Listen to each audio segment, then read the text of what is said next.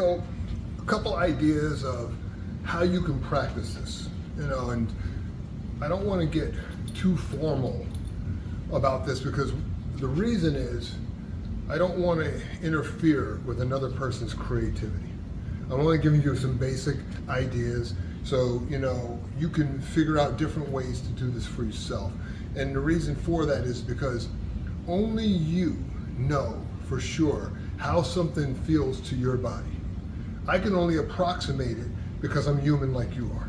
But everybody's body is a little different. You take the top sprinters in the world, and no matter how they run, they all have certain fundamentals of how to sprint fast, how to relax, how do you move your arms. But no two runners actually runs the same. And the best running coaches will tell you, if you try to force a runner to run in a manner that is not natural to how his body moves on a very fundamental mechanical level, you will mess that runner up. And it's one of the things I try to the best of my abilities not to do to people. There was a story in the book called Choke, really good book. And it talked about a guy, I'll make this very brief, and it talked about a guy, I think his name was Gould, and one of the top golfers in the world. And what he did was, he wrote a book on how to play basically the perfect golf game. After he wrote the book, he couldn't play golf well anymore. I mean, he sucked. And the reason, that people miss, people think that, oh, well, it's because he wrote about it and he overthought it. That's why, his golf game was off. And that's kind of true, but not really the reason. The reason why his golf game fell off was because of the fact that he tried to play golf the way he wrote about it and not the way his body actually moved. In other words, in any technique, any exercise I show people, I can only really show you the 4 or 5 things I know for sure that your body has to do in order to accomplish it, because it's the way the universe works and that's the way the human body moves. However, how you really make it work, there's kind of that je ne sais quoi kind of, quality that we all have, that unknowable quality, that, or basically this the kind of thing we call talent, okay, or touch. Yeah. And so, an example I like to use is I take, like a medicine ball, right? I forgot how much this one weighs, but it doesn't matter. And what I do is, I just do basic exercise, like I'll do the roll the ball exercise with this. And what I'm trying to do, instead of, just turning my hands over, I'm actually trying to push the ball and move my body. And notice what's going on, that my body is kind of leading the movement rather than my hands. And the reason for that is, when I move, it's a inviolate rule within warrior flow, and that is move the body first, no matter what, move your body first. The reason is, if you move your body first, your hands always have enough speed to catch up, but you can't catch up to your hands with your body. It just doesn't move that fast. It's just the way it is. So by moving the body first, number one, I ensure I always have my body behind the movement, and I'm allowing the body driving from the ground to do 90% of the work. The other thing, what it does is, it ensures that I always maintain, or relatively speaking, enough range of motion with my arms. So I'm just going back and forth, and I'm really trying to concentrate on getting the body to start to move.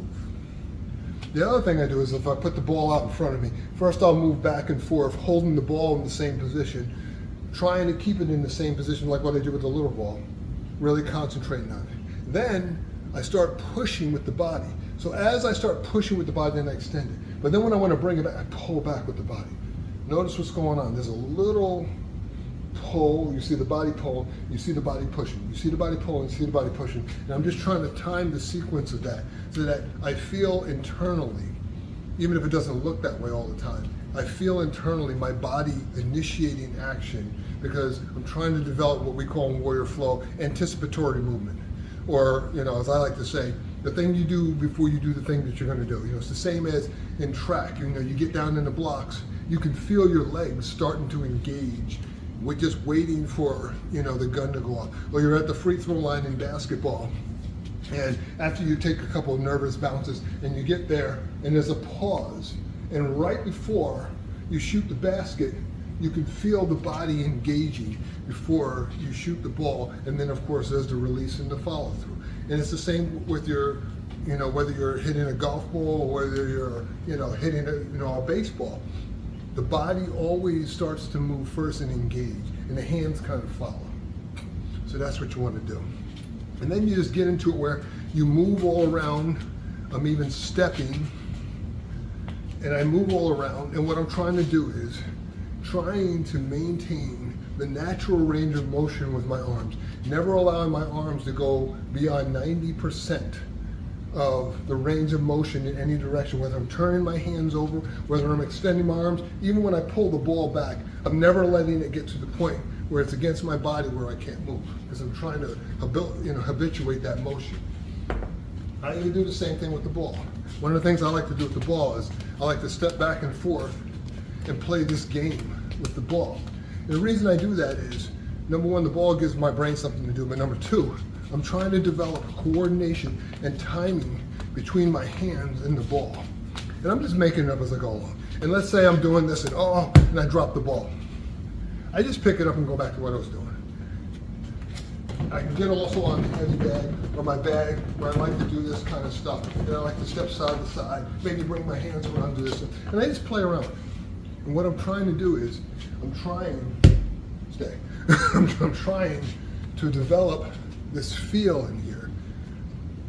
Why is that important? Because when I got to move and clear things, now I'm moving in a way where I'm close enough to feel where they are, playing off their motion, tracking their movement, not creating so much separation that gives them time to do stuff, where I'm kind of smothering their movement. But also that I have enough range of motion in my hands where I'm able to make adjustments. Because it's not realistic to think when I'm throwing a strike that I'm not going to miss. But because I have this control and this ability, I go, that ain't going to work. How do I know I can do that? Because I can feel it. I will let you in on a secret. It's not like, the different uses of Velveeta or something, but it is a secret.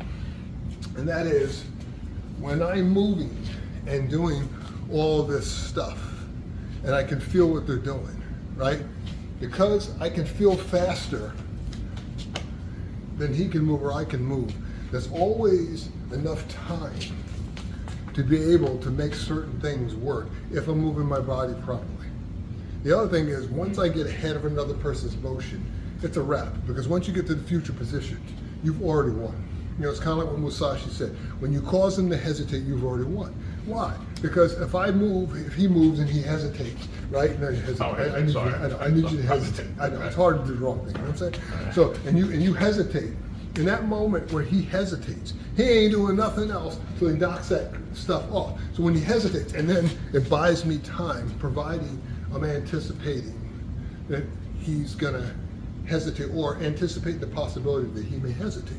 So when I'm doing all this stuff, tracking his movement, feeling where he is relative to my body, I just go to where I want to go. If his hand is here and I want to pass it to get to the elbow, if I know where the hand is, I also know where the elbow is. And I know where the hand is, and I know where the elbow is, because I can feel that for myself. And I don't, it's not rocket science. I can feel it for myself. So we do these kind of things as humans all the time, but then when it comes to fighting, we act like people don't know how to do it. I don't know where that mindset comes from, because it doesn't exist in my school. In other words, Warrior Flow is all about the art of the possible. None of us knows what we got to do until we got to do it. So my attitude is, I don't care what you know, how well you know it, develop it to the point where you could almost do it in your sleep. But the easiest way to get there is by developing your body and developing the qualities in your body that allows you to move and position yourself anywhere you need to be, or stop on a dime and manipulate the space in between yourself and the attacker. It gives you a huge advantage. Now, I have a lot of fun making these videos, make sure you hit the like button, make sure that you subscribe if you're not a subscriber, if you like this content, because I want to keep, making more of this stuff. And also too, because I always get a few folks out there who ask me questions. Feel free to, comment on the video, and if there's something you want me to show you or something you want to see, let me know, and then, I'll probably, try to incorporate it in here. I got some other stuff that I'm working on this year, some weapons stuff, some ground fighting stuff, and also I got some stuff I'm going to be working on dealing with multiple attackers. And so, if you ask me about those things, you might have to wait a little bit while I put my course together before I start, just putting it all out there. But the idea, like I said, with all of this stuff is because we can feel things and we can learn how to harness what we already can do as humans and track things.